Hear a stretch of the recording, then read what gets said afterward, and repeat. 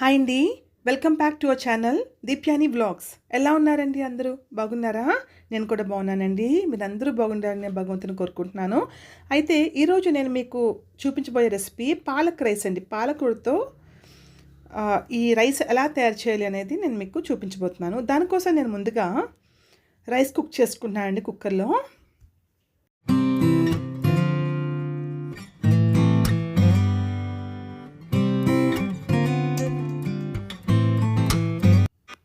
Rice అయితే ready అయిపోయింది కదా. 2 విజిల్స్ కొట్టించానండి.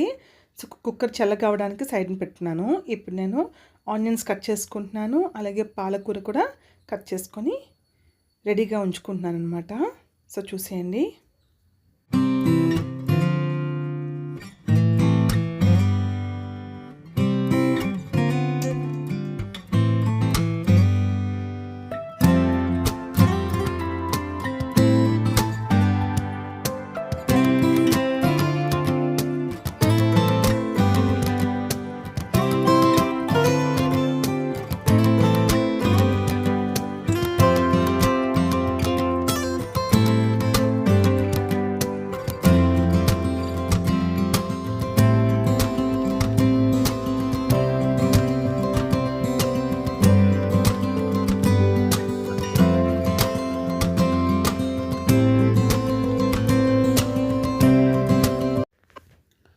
సో ఆనియన్స్ కట్ చేసి సైడ్ ఉంచుకున్నానండి. పాలకూరను కూడా నీట్గా వాష్ చేసుకుంటున్నాను. మట్టది ఉంటుంది కదా.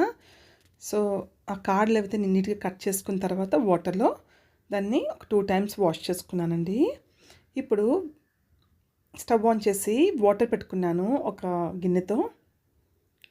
వాటర్ని బాయిల్ చేస్తున్నానండి. ఇప్పుడు బాయిల్ వాటర్లో స్టవ్ ఆఫ్ చేసుకొని వాటర్ని దించేసుకున్న తర్వాత మనము రెడీగా ఉంచాం కదా ఈ ఆ పాలకూరని అందులో వేసుకోవాలండి. వేసుకొని 1 నిమిషం పాటు ఆ నీటిలో ఉంచుకోవాలి. అంతేనండి, ఎక్కువసేపు ఉంచకూడదు. సో 1 నిమిషం పాటు నీటిలో ఉంచుకున్నాక ఇప్పుడు చల్లటి నీటిలో దాన్ని నీట్గా గడ్డితో తీసుకొని చల్లటి నీటిలో వీడియోలో చూపించిన విధంగా కూల్ వాటర్లో వేసుకోవాలన్నమాట.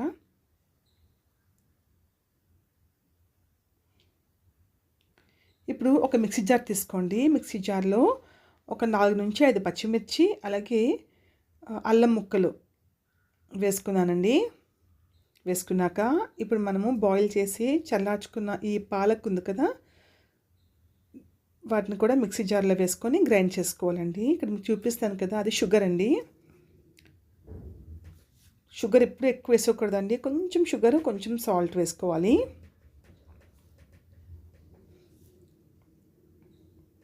యాడ్ చేసుకొని గ్రైండ్ చేసుకున్నాను. ఇప్పుడు ఆ పేస్ట్ని ఒక గిన్నెలో ఒక బౌల్లోకి ట్రాన్స్ఫర్ చేసుకుంటున్నానండి. అలాగే మిగిలిన పాలకూర ఉంది కదా, దాన్ని కూడా గ్రైండర్లో వేసుకొని మిక్సీ చేసుకుంటున్నాను. ఇప్పుడు ఇలా గ్రైండ్ చేసుకున్న పాలకూర పేస్ట్ని ఒక బౌల్లోకి ట్రాన్స్ఫర్ చేసుకొని సైడ్ ఉంచుకుంటున్నానండి. అయితే ఇప్పుడు ప్రాసెస్ చూద్దాము. స్టవ్ ఆన్ చేసుకొని ప్యాన్ పెట్టుకున్నానండి. ప్యాన్ హీట్ అయిన తర్వాత ఆయిల్ వేసుకొని ముందుగా నేను జీడిపప్పు పల్లీలను వేయించుకొని తీసుకుంటున్నానండి.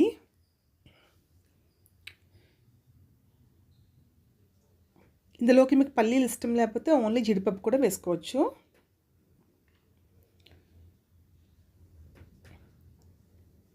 సో జీడిపప్పు ఫ్రై అయిపోయి కదా, తీసేసుకొని ప్లేట్లో పెట్టుకున్నాను. అలాగే పల్లీలను కూడా ఫ్రై చేసుకుంటున్నానండి.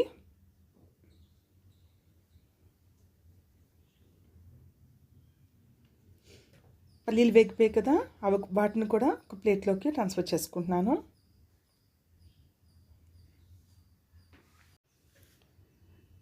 ఇప్పుడు అదే ఆయిల్లో ముందుగా నేను బేల్ పత్తా అంటాం కదా, బేల్ లీవ్స్ అంటే బిర్యానీ ఆకు వేసానండి. అలాగే ఒక దాల్చిన చెక్క వేసాను, ఇలాచి, అలాగే ఒక 2 నుంచి 3 లవంగాలు వేసుకున్నానండి.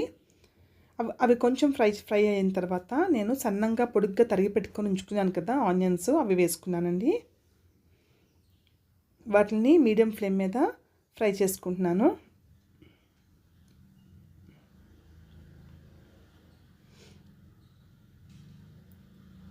ఇవి బాగా ఫ్రై అయిన తర్వాత నేను ముందుగా గ్రైండ్ చేసి పెట్టుకున్న పాలకూర పేస్ట్ని ఇందులో వేసుకున్నానండి. ఈ పాలకూర పేస్ట్ వేసిన తర్వాత ఆయిల్ పైకి తేలే వరకు, అలాగే పాలకూర పచ్చివాసన కంప్లీట్గా పోయేదాకా మనం దీన్ని ఫ్రై చేసుకోవాలండి. మూత పెట్టుకొని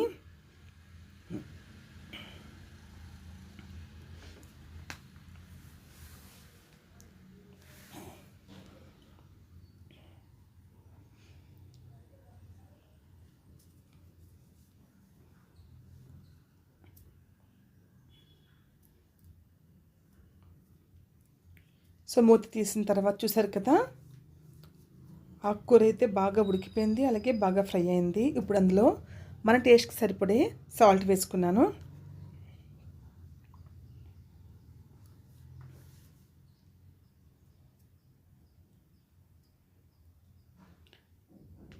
ఇందులో నేను ఇప్పుడు ముందుగా వండి ఉంచుకున్నాను కదా రైస్, ఇందులో వేసుకుంటున్నానండి.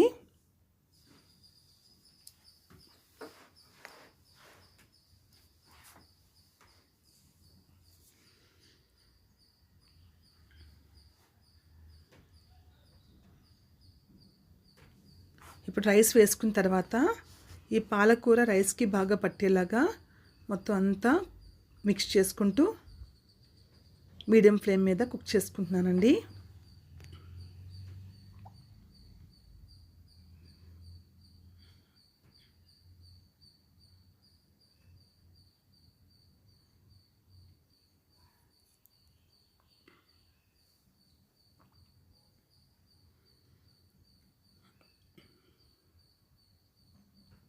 చూసారా, రైస్ అయితే రెడీ అయిపోయింది కదా.